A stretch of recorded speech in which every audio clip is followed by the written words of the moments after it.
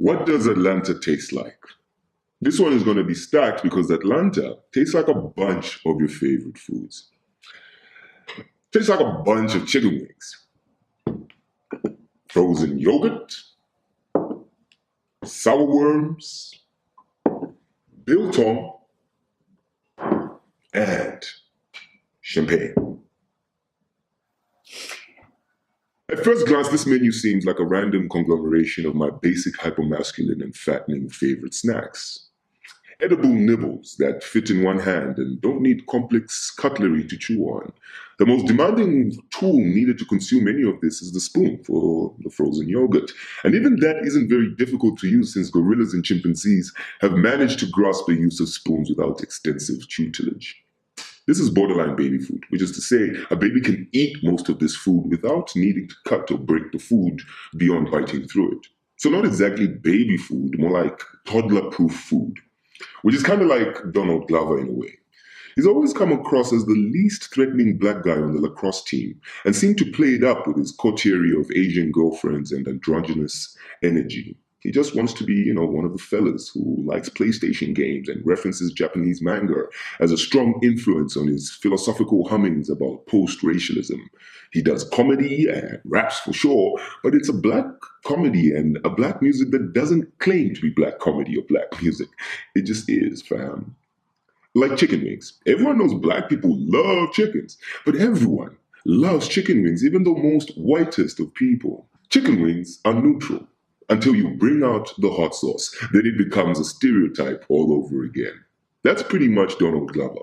He was chicken wings on Community, and even more so as Childish Gambino. Then he brought out the hot sauce, and fuck it, Atlanta kicked all notions of neutrality out the window. This is post-Obama Childish Gambino, and he has a lot to say. So yeah, there's a mishmash of plentiful flavors in Atlanta, which is why the menu is stacked. But the overwhelming flavor is saltiness, which is why this menu is carefully selected to deal with the white meat that Atlanta frequently exposes. I mean, a black Justin Bieber is a resounding shots fired at appropriated black culture if ever there was one.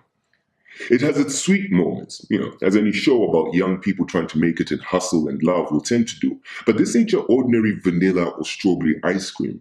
This is frozen yogurt, my G. It's not all sweet. Van and Ern are going through it, bruh. As the therapist would say, it's complex. I choose sour worms not only because they are my favorite sweets, but they're also pretty paradoxal too.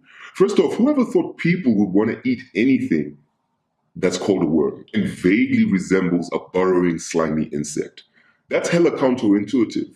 I'm perplexed, but it's also kind of genius level to think that going against gag reflexes will actually work out as a confectionery treat.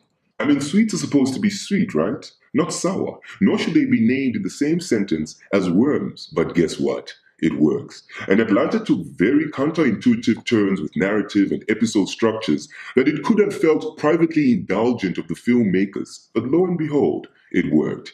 It worked, and it felt like the most obvious thing in the world. Like it was always in the world, and you don't remember a time when it didn't exist. Kind of like sour worms. Biltong is chosen for the stubborn way it sticks between your teeth.